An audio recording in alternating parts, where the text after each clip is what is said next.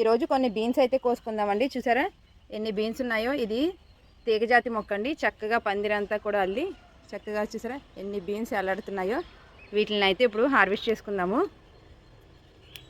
మనకి ఇలా పందిరి ఉంటే చక్కగా ఇవన్నీ కూడా కోసుకోవడానికి వీలుగా ఉంటుంది.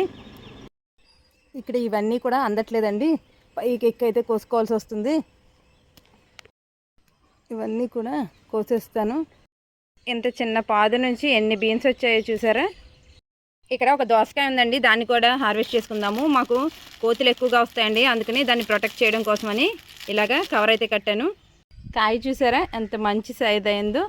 దీన్ని అయితే ఇప్పుడు కోసుకుందామండి. చాలా ముచ్చుక అయితే చాలా గట్టిగా ఉంది. పడిపోయింది కింద. చూసారా చక్కగా ఉంది. ఈరోజు కొన్ని బీన్స్ను దోసకాయ అయితే కోసానండి.